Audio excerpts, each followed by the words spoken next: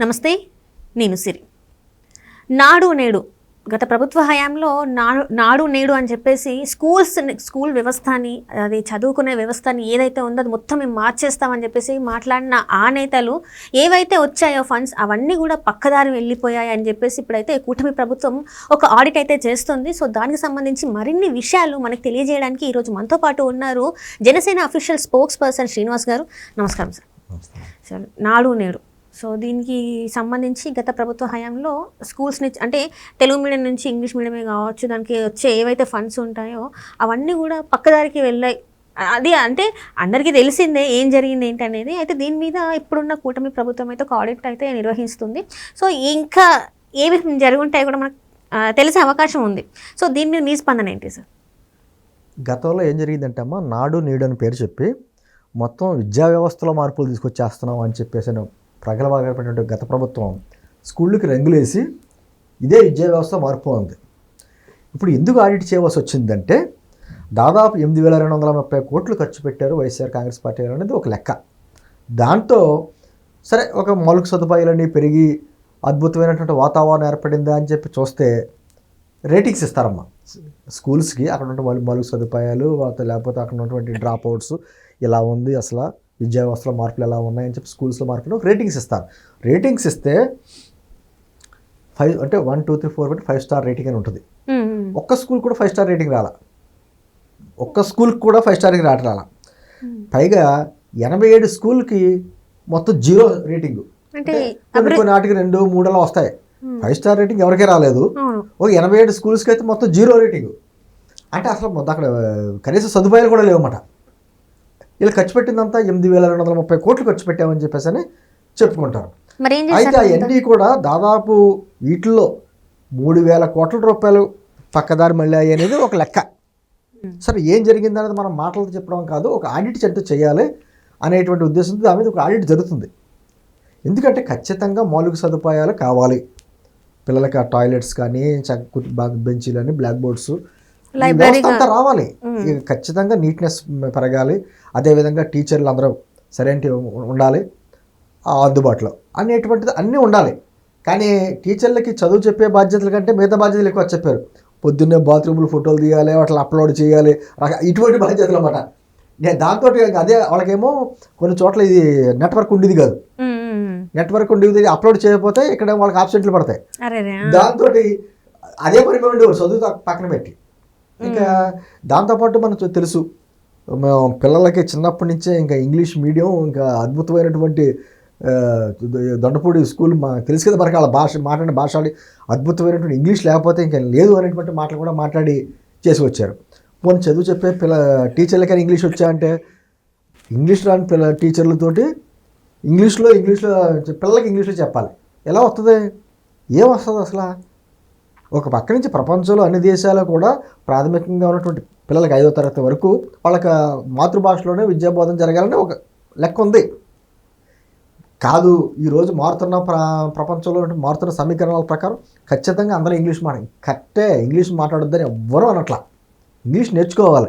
అలాగని చెప్పేసి పిల్లడికి అర్థం కాని భాషలో చిన్నతనంలోనే ఆ 1వ తరగతి నుంచి 5వ తరగతి వరకు ఇంగ్లీష్ దూరిపోయాలంటే మాతృభాషలో చెప్తానే ఇంగ్లీష్ కూడా నేర్పు తప్పలేదు. అంటే మొత్తం మాతృభాషను చంపేస్తే నేను అంటుంది, మేము ఈ రోజున ఇప్పటికే కూడా కూటమి ప్రభుత్వం మనకి కేంద్రంలో ఉన్నటువంటి నూతన విద్యా విధానం వచ్చింది మనకి. దాంట్లో కూడా ఏం చెప్పారు?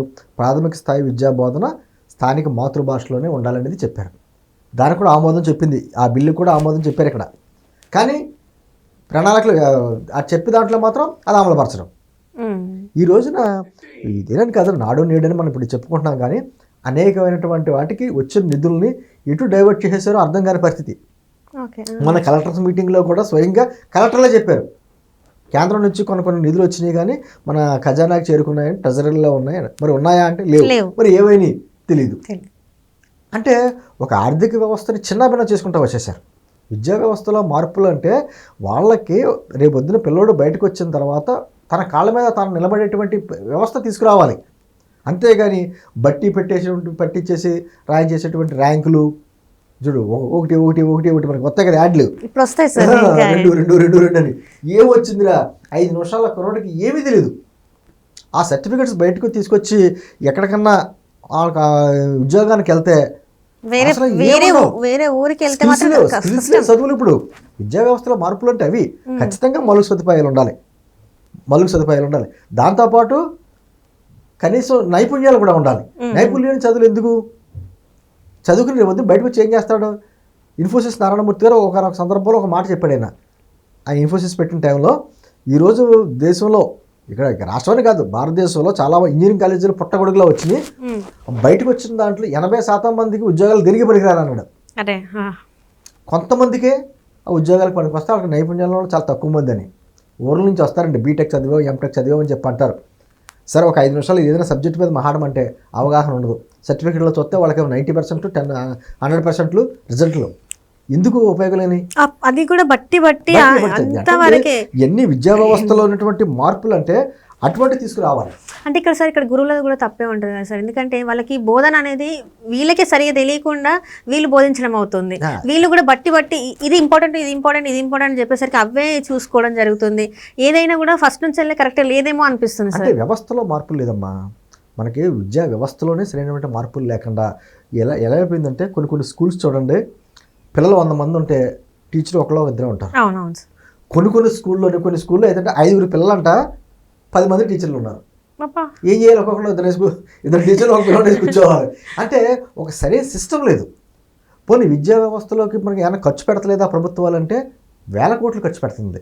ఈరోజు ఆంధ్రప్రదేశ్లోనే లేకపోతే తెలంగాణ కావచ్చు, కాస్త ఇంచుమించు ఒక్కొక్క స్టూడెంట్ మీద దాదాపు 80,000 రూపాయలు ఖర్చు పెడుతుంది.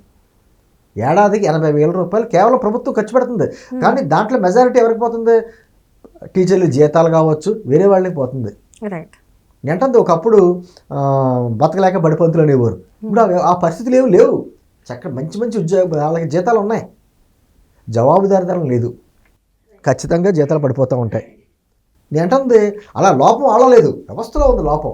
ఒక పక్కన విద్యా వ్యవస్థల్లో ఆ విభాగాల్లో వాటిల్లో పాఠ్యాంశాల్లో మార్పులు రావాలి.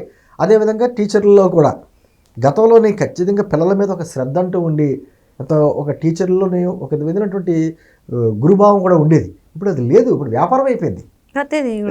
ఇప్పుడు కొన్ని స్కూల్లో తెలంగాణలో కొన్ని జిల్లాలో ఉన్నట మనకు తెలిసిన సమాచారం, టీచర్ వాళ్ళకు 60,000 70,000 శాలరీ వస్తుంది, స్కూల్కి వెళ్ళడం.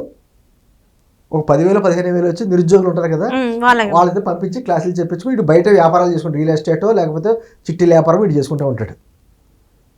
జవాబుదారితనం లేదు. అంటే నేను అంటుంది ఇవన్నీ కూడా లోపాలు. గత 5 సంవత్సరాలు అయిపోయిందంటే ఆంధ్రప్రదేశ్లో మొత్తం విద్యా వ్యవస్థలు మొత్తం సర్వనాశనం చేశారు. తెలుగు మీడియం తీసేసి ఇంగ్లీష్ మీడియం వచ్చి వాళ్ళ మీద బలమైన రుద్ది ట్యాబ్లు ఇస్తున్నాము అని చెప్పేసి అని, లేకపోతేనేమో రంగులేసి అద్భుతమైన అద్భుతం అని చెప్పేసి అనడం. ఇప్పుడు స్టూడెంట్స్కి మీటింగ్లు పెట్టి ఎప్పుడన్నా విద్యా బోధన గురించి ఏమైనా మాట్లాడా జగన్మోహన్ రెడ్డి?